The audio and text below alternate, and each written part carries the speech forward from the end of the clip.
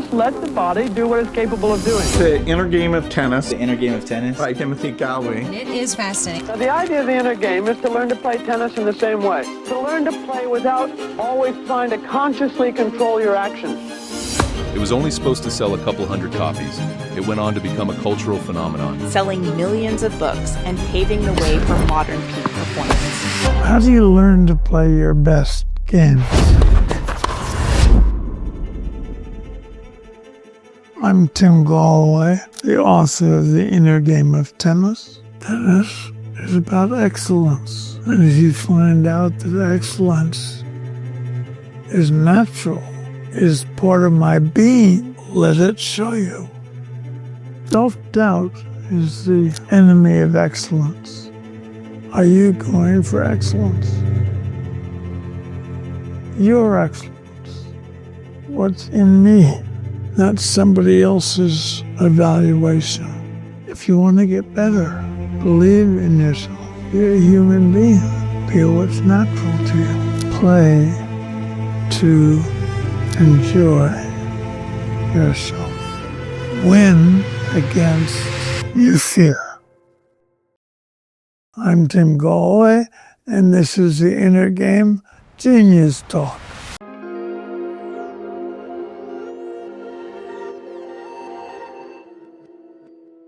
There is a single formula that's been applied by some of the greatest performers in the world, and by those of us who are simply trying to get out of our own way, so we can be a better tennis player, better writer, musician, or just feel like ourselves again when the moment asks for something real.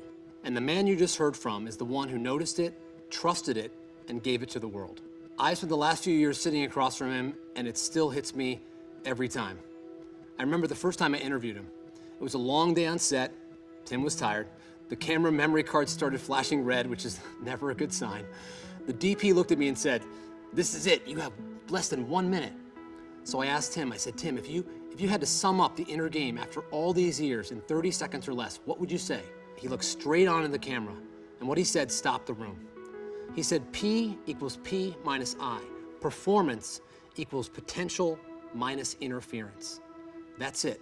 One line, one formula, one lifetime of wisdom distilled to a truth so simple, most people miss how radical it is.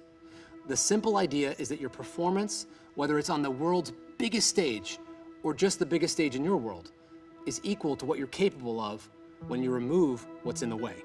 And 9 times out of 10, what's in the way is not outer, it's inner. And if it's inner, then there's hope because there's something we can actually do about it. Most people don't have a performance problem. They have an interference problem. My name is Ryan Sweeney. I'm a former competitive tennis player myself, and today I'm working to help bring the inner game to the next generation, to people who may never have access to a coach like this in their lifetime. Tim is in his 80s, and at a certain point asked me to help carry this message forward, to take what he's spent a lifetime discovering and make sure the next generation does not miss it. And part of what drew me to him in the first place was the feeling that this book that's had a big impact on me was too important to stay trapped in a book, so to speak. When I was 16, I was lucky enough to have a coach who was wise enough and caring enough to slip a copy of The Inner Game of Tennis into my bag. When I read it, it changed my life. It changed what I believed I was capable of. It helped me get out of my own way on the court, not because I necessarily became more confident, but because I stopped interfering every time it really mattered. And over time, I started to see that it had almost nothing to do with tennis. I took it into my business life, into how I create, into how I show up when the stakes feel, well, like right now, I'm on a stage speaking. Shakespeare said, "All the world's a stage, and all the men and women merely players." And he was right. We're all performers. It's just that the stage changes. And if anything, the stage has gotten louder, more distracted, more performative. You're not just doing the thing anymore, you're thinking about how you're doing it while imagining how it looks to everybody else. And that's a brutal, brutal way to live. But to really understand why this matters, we have to understand where it came from. Because Tim Gallwey wasn't just a Harvard tennis captain who had a clever idea on a sunny California tennis court. In the early 1970s, after college, he was a lost young man grappling with severe depression and anxiety. The kind of depression where your own mind starts to feel like hostile territory. And if you've ever been there, even just for a moment, you know exactly what it feels like. the loudest voice in your life becomes your voice, your own, telling you you're not enough. You know, oh, you're behind, you're failing, you're not gonna figure this out. And somewhere inside that, something shifted for him. One night, wandering around the streets of San Francisco, he had a chance encounter with a 13-year-old Indian guru named Prem Rawat. At 13, he was touring the United States. And what struck him wasn't what the boy said, it was the presence behind it, the certainty, the lack of internal conflict. And Tim asked himself, how can someone with so little life experience have so much clarity and wisdom? And what he realized in that moment changed everything. The answers he had been searching for to heal himself weren't out there. They were already in him. The problem wasn't a lack of ability, it was the interference he was generating on top of it. And awareness of that was curative. Awareness is curative. That insight became the entire inner game. And perhaps it's more relevant today than when he wrote it down 50 years ago, because we are living in a world that gives self-one so much more material than ever to work with. A world where comparison is constant, where attention is fragmented, where you're not just trying to live your life, you're often watching yourself live your life in real time, which is so weird. And that does something to a person. It trains you to become hyper-aware, but not necessarily deeply present. It trains you to perform yourself instead of inhabit yourself. The idea that what you need is not out there, it's already in you. It's in your body, your instincts, your natural intelligence, what Tim would later call self-2. Already knows. Self-2 already gets it, doesn't need explanation. And the only thing standing in the way is the voice telling you otherwise. Inside every one of us, there are two selves operating all the time.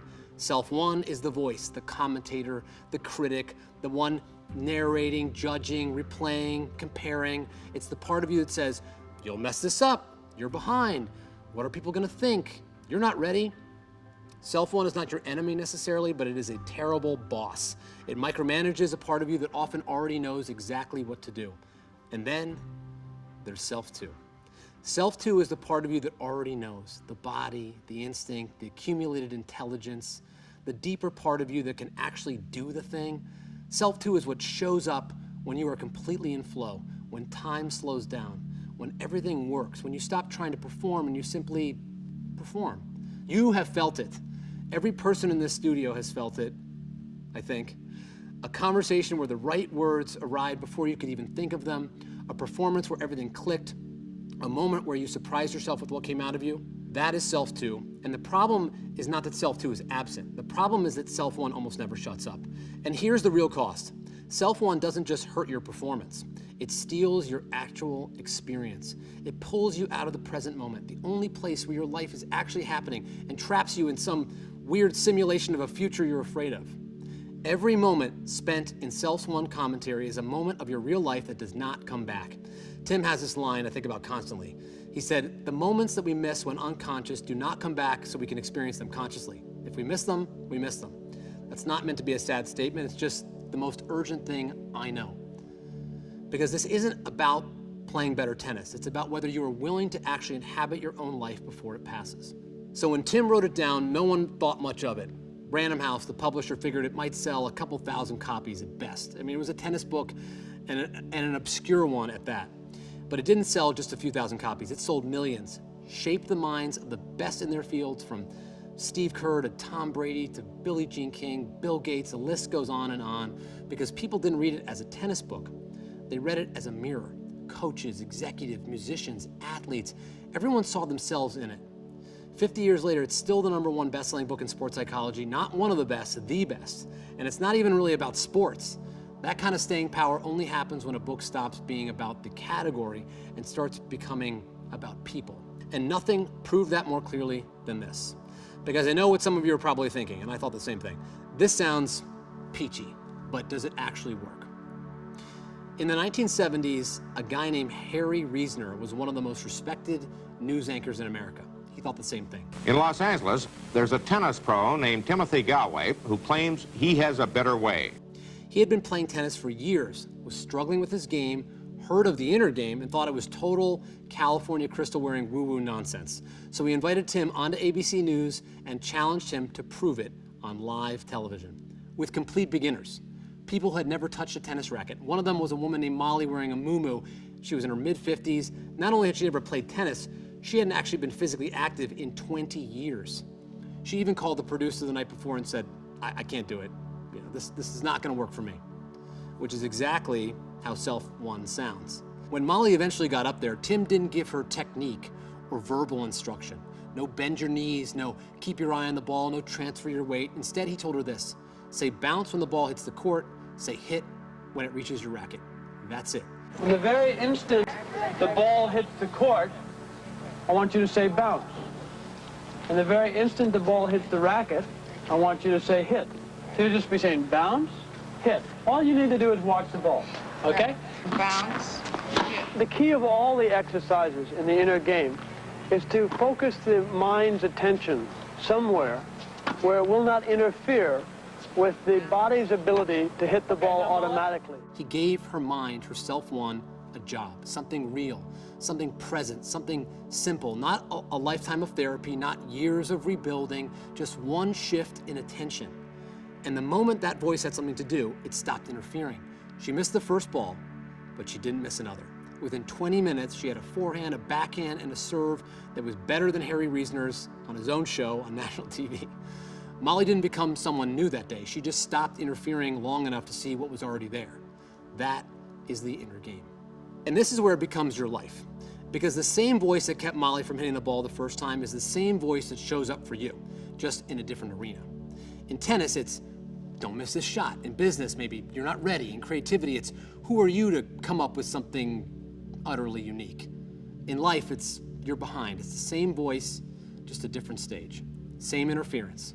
And the strange thing is, most people are left to deal with that voice completely alone. They're never really taught how to work with it. They're just given more reasons to listen to it. And somewhere in your life right now, there's a place where this is happening. A place where you know more than you're allowing yourself to act on. A place where potential is sitting there, waiting. And if you're waiting for the day when that voice finally goes quiet and you suddenly feel, ready, Self-Won does not retire. So let me make it clear. It does not reward you for waiting. The only thing that changes is whether you decide to play anyway. Because that's what this is really about. Not becoming better, but removing what's in the way of what's already there. P equals P minus I. Performance equals potential minus interference. I don't want you to leave here with a good feeling that evaporates by dinner. I want you to leave with 3 simple things you can actually use, like right now. Number 1, catch that voice. Most people never actually hear the voice clearly because they're too inside it, too close to it. They don't hear a voice, they just hear the truth. So tomorrow morning, before you pick up your phone, and I mean before, because the moment you pick that up, the voice is already, full of an agenda for you. Take 60 seconds to just write it down. Write down what it's saying. No fixing it, no arguing with it, just name it. You're behind. This isn't gonna work. You're not ready. Because the moment you name it, you create space from it. You move from being the voice to just observing it. And that small shift is where everything starts. You can't quiet something you can't see, right? Number 2, give it a job. This is what Tim did with Molly. Before anything that matters, a meeting, a performance, a conversation you've been avoiding, don't try to silence the voice. Give it something real to do, something physical, something present. The feeling of your feet on the ground, the sound of your breath, the other person's eyes. Because that voice thrives in imagined futures, but your performance only exists in what's actually happening. When you bring your attention back to something real, self too can step up. It was born to be the lead role. Number 3, find your game.